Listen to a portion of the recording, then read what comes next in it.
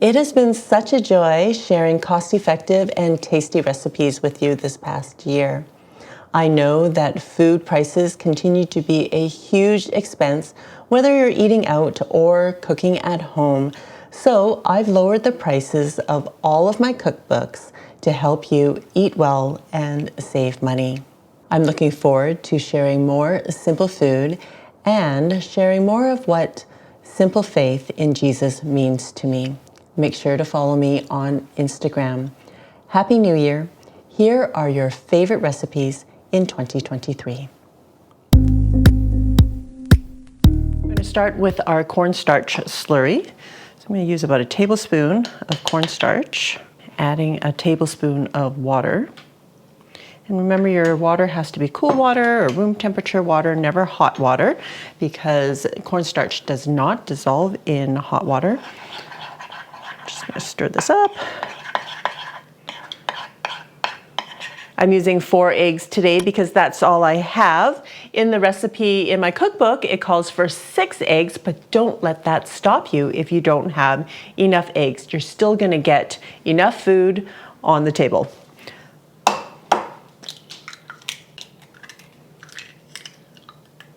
I'm adding half a teaspoon of soy sauce, half a teaspoon of oil, and about 1/8 of a teaspoon of ground white pepper.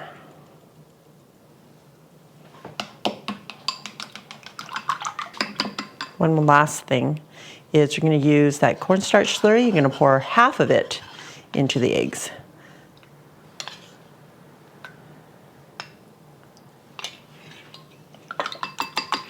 And the rest of that cornstarch slurry is going to go in the gravy. But this will make your eggs fluffy while it cooks. And we're going to set that aside. I'm only using about 1/4 of an onion. I'm going to slice from top to bottom, and that's just the way I prefer cutting them up. But you can slice them the other way if you like. I just find that it holds its shape better. And 1 green onion for garnish.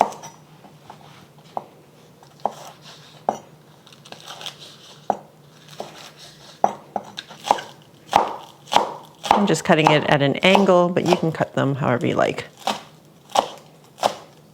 Now we're going to prepare the gravy. I have half a cup of chicken broth, and I'm going to add 1/4 cup of oyster sauce. And oyster sauce is where you're going to get the delicious flavor of this gravy in there.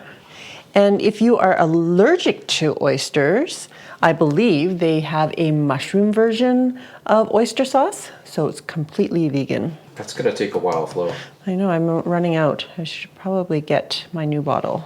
All right, you know what I'm gonna do? I'm gonna pour my chicken broth in here and give it a shake to get the rest of it out. I'm sure it'll go well.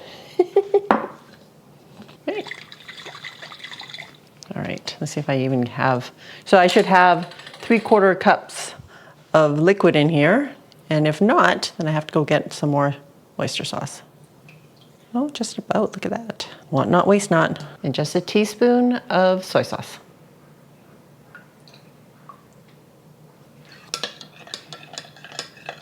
Okay, we're gonna set this aside. Okay, I'm gonna heat up my pan to medium-ish heat. I'm using a cast iron pan, but a non-stick will work really well here, or you can even use a wok. Once you see that wisp of smoke, add a tablespoon of oil. I'm using canola or vegetable oil. I'm going to add my onions. I'm going to cook this for about a minute, just until the onions are softened. I'm going to push my onions to the side. And I'm going to cook my ground pork. I have about 4 ounces of ground pork here. Just going to spread it out and let it sear for about a minute on one side before moving it around. Trying to flatten it out here.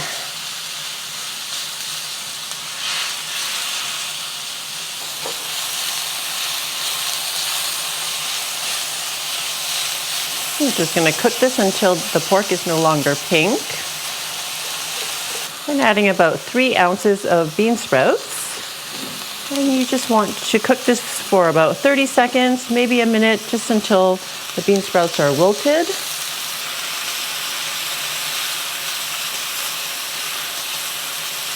I'm turning off the heat. I'm just going to remove this into a clean bowl.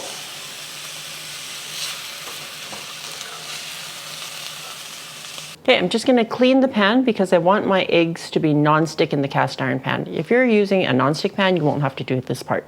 All right, so my pan is pretty clean, and I'm just going to heat that back up to a medium-high heat. And once you see that wisp of smoke, add 2 tablespoons of cooking oil.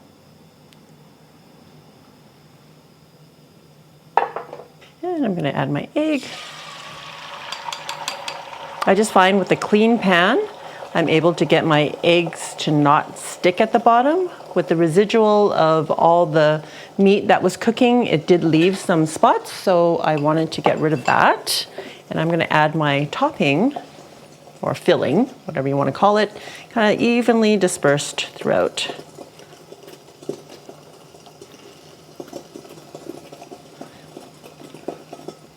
Okay, I'm gonna turn the heat down to a low so that it doesn't burn at the bottom but still cooks through. All right, I'm gonna see if I can flip this thing, and if I'm chicken, I'm gonna cut it in half. 1, 2, I don't know. Oh boy, the suspense. I'm gonna cut in half. All right. I can't do it, guys. You know what? I'm just gonna fold it in half. How about that? 1, 2, 3. Look at that, nice and golden.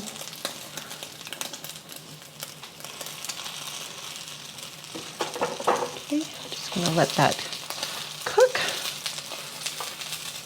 All right, I'm gonna flip it over to cook a little bit more on the other side. Whoa! We may or may not have some ingredients on the floor, but that's okay. All right, I turned it off the heat. I'm just gonna lift this up and onto a plate. Okay, I need more hands. Okay, ready? 1, 2, 3. Okay, on medium-low heat, I'm using the same pan.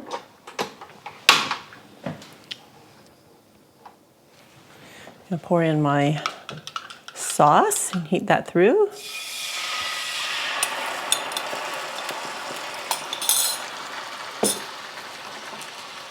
Okay, I want this to just bubble up a little bit, simmer. And once it's simmering, you may not need all of the cornstarch slurry, which is why I didn't add it to the sauce right away. I'm adding it now. I'm gonna turn this down actually. Or off. Just turn it off. My cast iron pan actually keeps the heat going for quite a while, so I'm just gonna add a little bit time, stir this through. I guess it depends on how thick you want the sauce. Yeah. So we need a little bit more. So I didn't use all of it. All right, I think that looks good to me. It's kind of thickened, it's glossy. And not gelatinous. Not gelatinous. That'd be the worst. Yeah, because if I put it all in, it could become gelatinous, and we don't want that.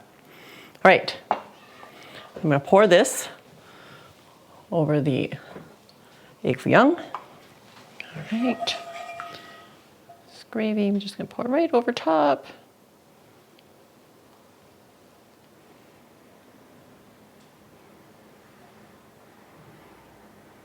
Okay, and garnish with your chopped green onions.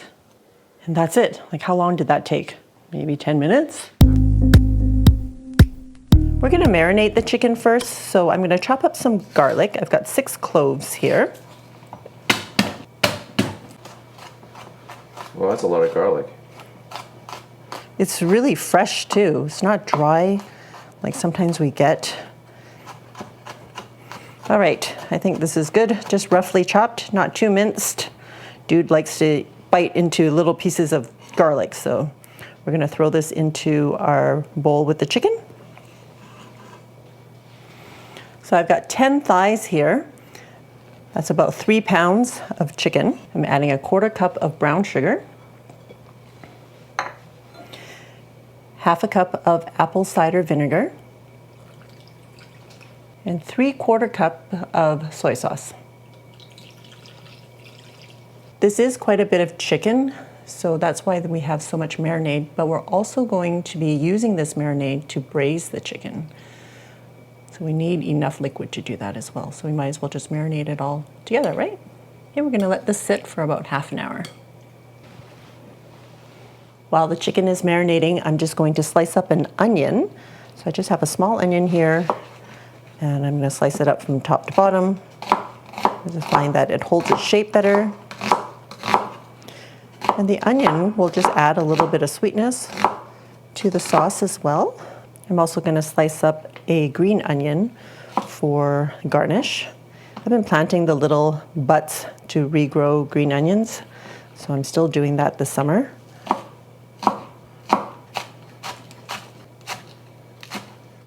Using my cast iron Dutch oven today, I'm gonna cook it on medium. And I'm adding 2 tablespoons of avocado oil. You can use canola oil or vegetable oil.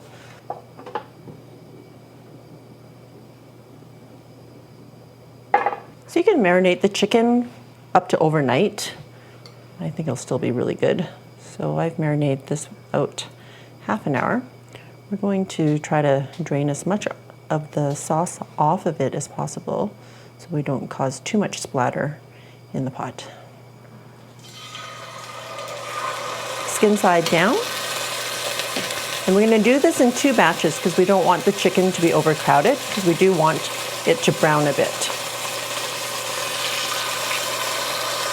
Okay, that's about 3 minutes on one side. I'm gonna flip them over and do another 2 minutes on the other side. I'm gonna remove this batch and add the second batch. Now, browning the chicken will add all this extra flavor at the bottom. It's gonna be so good. If you don't do the browning part, it won't be as flavorful, but I bet it'll still be quite yummy. Okay, removing this last batch.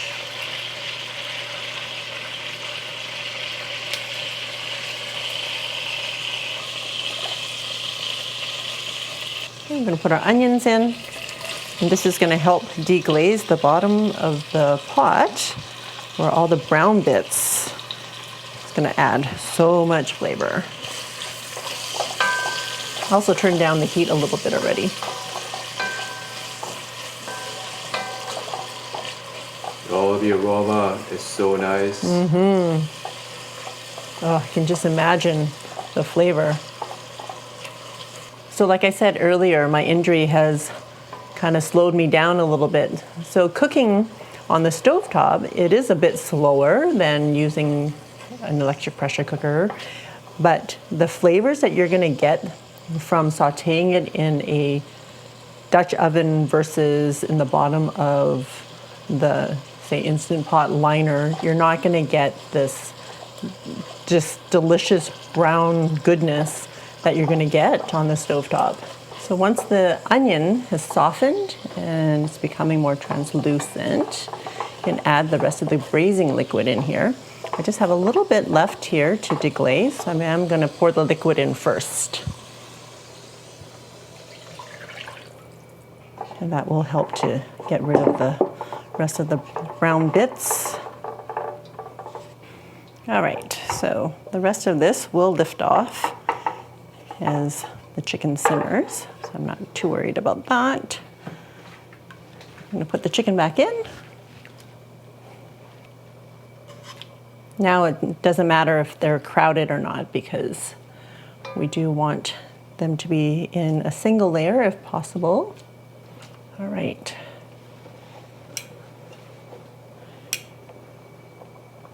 Pour in any juices that have been accumulated in the pot, or not the pot, the bowl. We're also going to add 2 bay leaves. I'm just going to tuck them in there.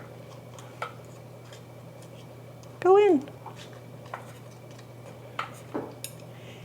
And about a teaspoon of black peppercorn. If you like it extra spicy, you can always chop up some chili and throw that in there as well. And we're just going to simmer this on like medium-low. Okay, once it starts to simmer, put the lid on, and we're gonna let it braise for about 20 to 30 minutes. Okay, it's been 20 minutes. Let's see how it's doing. I mean, this looks so good. So at this point, the chicken is cooked through. You can remove the chicken and then reduce the sauce, or you can leave the chicken in there if you want more of a fall off the bone texture for the chicken and still reduce the sauce. So I'm gonna bump up the heat a little bit so that we can get the sauce reducing more quickly. All right, look at that. Can you see how the sauce has thickened? I'm gonna turn off the heat. Plate the chicken.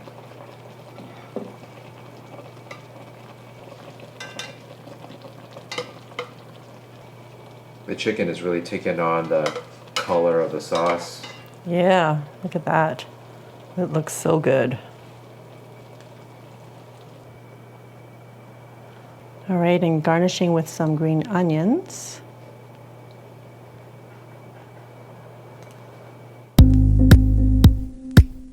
I'm using these very thin rice vermicelli noodles today, and when you buy it, it's dried. And every single package of rice noodles has its own instructions on how to prepare it for fried noodles. So just follow the instructions on the package that you purchase. I used 5 ounces of that package, which is about half, and this is how much noodles you get. It's a lot, dude. So I just prepared this noodle and I let it drain, and we want it to be dry but still moist when we cook it. So once you finish preparing the noodles, it's a good idea to put a wet towel over top just to make sure that the moisture stays in the noodles. Next, I'm going to cut up my veggies. I have a very small red bell pepper. I think they're called sweet mini bells. Anyways, I got a small one because they didn't have any big ones, and it was actually quite cheap to buy a full bag of little peppers. So that's what I'm using today. If you can only get the regular red peppers, then just use half. Oh, barely any seeds in here. I'm gonna cut them into short slivers, just easier to eat. And again, this is like a sweet red bell pepper. If you want it to be more spicy, you can use a spicier pepper. As in a chili pepper? If you want to. You just don't need as much. I also have a very small onion. You can use half an onion or just a small one like this. And I'm also going to just cut it up into slivers about the same size as the peppers. And I like to cut them from top to bottom so I feel that they hold its shape better.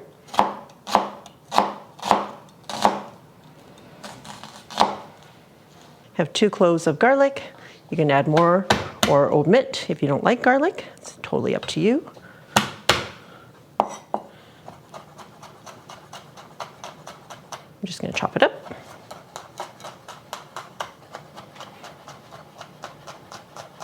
I'm using 2 stalks of green onion that I'm going to julienne, and you can cut them up however you want. It's springtime, so I am actually planting these, and it will grow new green onions, just FYI. I'm going to julienne the green onions. You can leave them in 2-inch stalks if you like.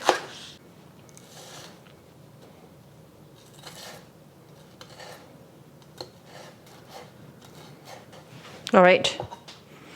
I know that's a little bit more work than, my usual can't be bothered self wants to do, but it's all about the mouthfeel, and I don't like biting into big chunks of green onions, so I will take the time to shred that.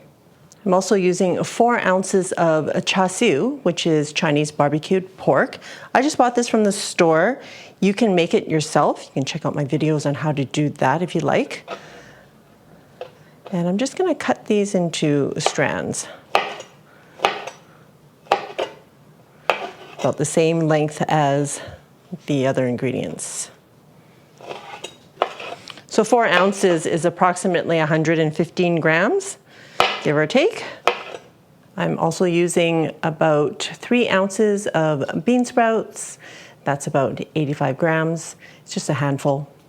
Also going to beat up 2 eggs.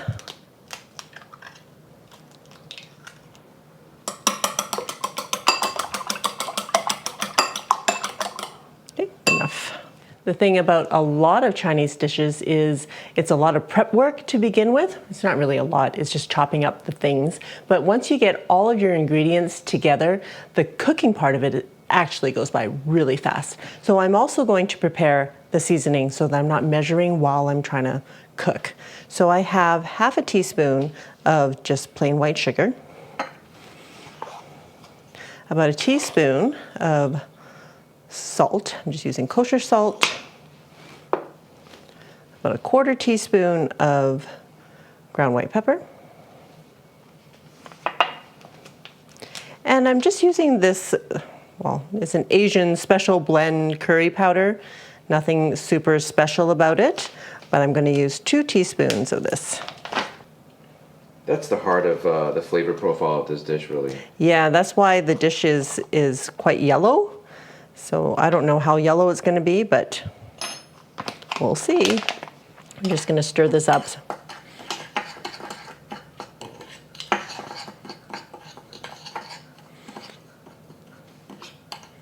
All right, that's it.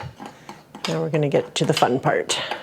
All right, heating up my wok on medium. If you don't have a wok, you can easily use a large frying pan. Once you see that wisp of smoke, add about a tablespoon of cooking oil. Okay, just going to spread it around a little bit. We're just going to fry up our noodles a little bit. This just gives it a more toasty flavor.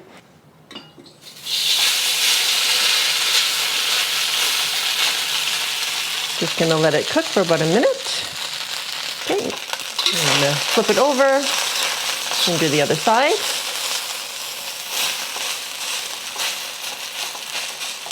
So we just want it to be a little bit toasty.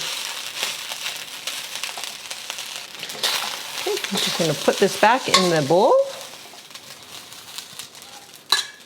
I'm going to give it a couple of cuts so that it's easier to eat and easier to cook. Add another tablespoon of oil. And I have 12 shrimp, and it's about 3 ounces or so. They're just little shrimp. Just gonna cook these quickly.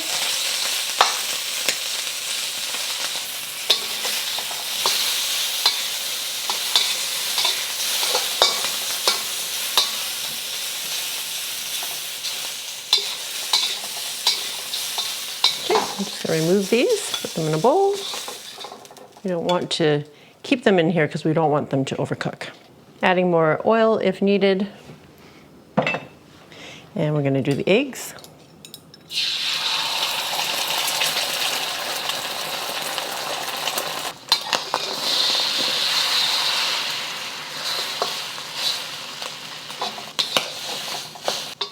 Okay, remove the eggs. Whoops. I just put it back in the same bowl because we're going to put the eggs back in with the noodles later. All right, again, just a little bit more oil. And adding our onions and red pepper. Stir fry this for about a minute. Adding garlic. And cook that for about 30 seconds. Just until you start to smell the garlic. Adding the bean sprouts. Just for about a minute. Next, we're going to add our barbecue pork. We just want the meat to be heated through. It already looks and smells so delicious. You can only imagine. Okay, now we're adding the seasoning.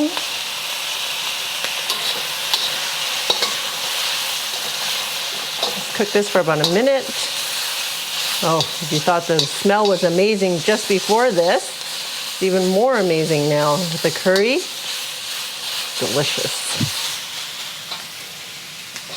Now adding our noodles.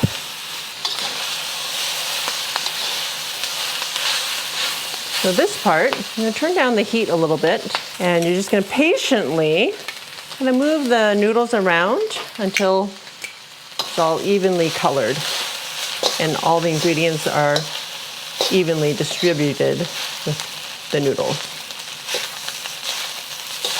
You can turn off the heat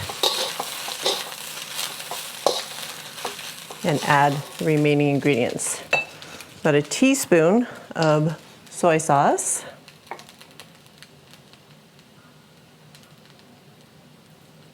Mix that around. Adding our shrimp back in and our egg. Make sure you break up that egg a little bit. Okay. Teaspoon of sesame oil and about half of your green onions. All right, look at how much this makes. Amazing. I mean, my package of noodles cost me $3. I only used half, so that's like $1.50. Oh, it's getting heavy. Okay, rest of the green onions going on top. You are not going to get this amount of food in a restaurant, and this was a fraction of the cost. So I'm starting with green onions. I've got 3 giant stalks of green onions. These are from my garden. Remember those butts I've been collecting? Well, this is kind of the results of them, and I have so many growing in my garden. So I'm just gonna chop this up. We're gonna use half of it in our crab mixture, and the other half is gonna be garnish. Okay, half of this is gonna go into the bowl. And the other half is going to be set aside. I have 2 small packages of imitation crab meat. It's about 200 grams per package, so 400 grams total, almost a pound. And I mean, if you're feeling baller, you can use real crab meat. But I think I saw real crab meat at like, I don't know, it's outrageous. $60 a pound. Sorry, but I'm not spending $60 a pound on crab meat. I'm just gonna chop this up a little bit. You know, if you don't want to use crab meat, you can definitely use other items just to be sure that whatever you're choosing to use, if this dish is going to be sitting out for a while, you want to make sure that, well, that it can stand sitting out. You don't want raw ingredients in there. That might make people sick if it's been sitting out too long. If you want a baked option, I do have that. Check out that video. It's called Sushi Bake, and I use shrimp. Okay, this is going into the bowl, and I have another package to cut up. And the second package. Adding a couple pinches of salt. Just season it a bit. Not too much. I'm also using a Japanese mayo.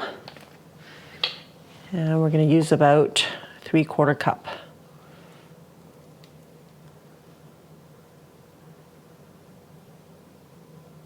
I think Japanese mayo is just eggier, maybe a little bit saltier than regular mayonnaise.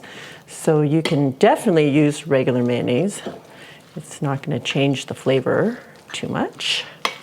It'll be just as delicious. I'm using Japanese sushi rice, and it's basically a short grain rice, and it's stickier than a jasmine rice or a basmati rice, and it's perfect for sushi. I made it already in my electric pressure cooker, but you can definitely make it in a rice cooker.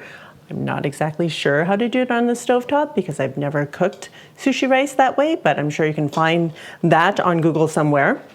I made 3 rice cups worth of sushi rice, and it's approximately 500 grams of uncooked rice. We're making a seasoning for the rice, and that will be 3/8 of a cup of rice vinegar,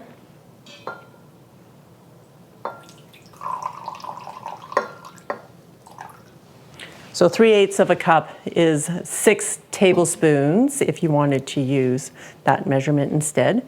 And I'm going to add 3 tablespoons of sugar. To make this dissolve more quickly, I'm going to stick it in the microwave for a little bit, heat up that vinegar, and we'll dissolve that sugar. I also want to add 1.5 teaspoons of kosher salt. And we'll just stir this until everything dissolves. I'm going to fluff up the rice. I'm going to pour in our seasoning. And I'm just going to stir it up to make sure all of the vinegar has been absorbed into the rice. And if you wanted to adjust the amount you're making, essentially for 1 rice cup of sushi rice, you're using 2 tablespoons of vinegar, 1 tablespoon of sugar, and 1/2 teaspoon of salt. And you can adjust from there depending on how much you're making. Right, just grab a dish that you're going to serve it in. Maybe something like a 9 by 13 inch baking pan would also work, or a casserole dish is what I'm using.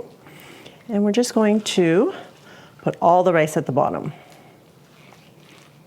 The thing with this dish too is that you're not spending all your time constructing the rolls. Oh, I know. I don't know about you guys. If you've tried making sushi before, I have, and it's a lot of work trying to get that sushi rice to stick on the seaweed in such a way that it's thin and not too much rice before you put in the filling without the filling squirting out the sides. And then you have to cut them. Oh my Lanta, that's a chore in itself. I'm also going to add some furikake, and that's essentially a seaweed seasoning. And I'm just going to season the top of the rice. Probably need about a tablespoon or 2, depending on how much you want to add, and you can add as much as you like. Next goes the crab.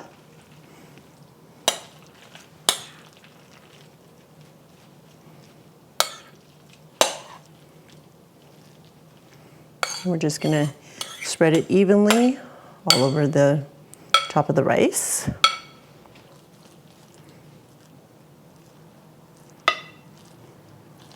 Next goes the avocados. And we're just going to slice it thinly.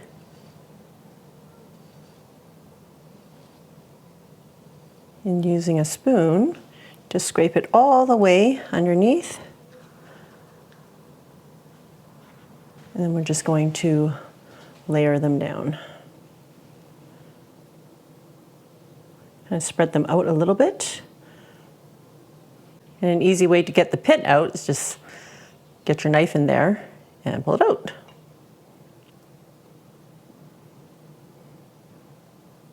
Sweet. All right. So that was 2 avocados. Okay, we're going to add some more mayo.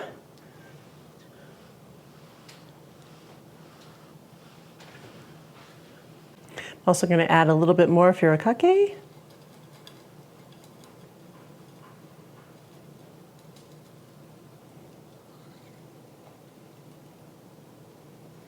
Some roasted sesame seeds. And if you wanted, you can also add like slivered cucumber, tobacco, which I had forgotten to purchase, and that green onion that we had saved.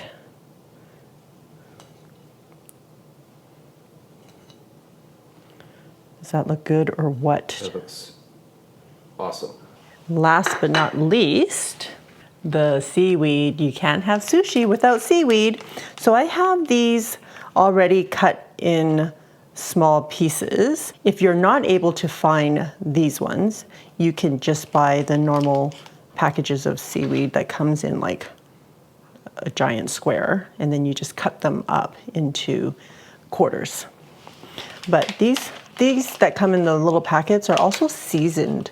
So I actually find them, it adds so much more flavor to the sushi, but you can find like regular nori in those larger packages. It shouldn't be a problem. So your party guests are going to take a piece of seaweed, and they're going to take a small scoop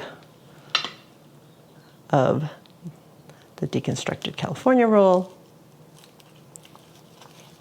and that's it. They're going to fold it up however they want, like a taco, and they're going to take a bite.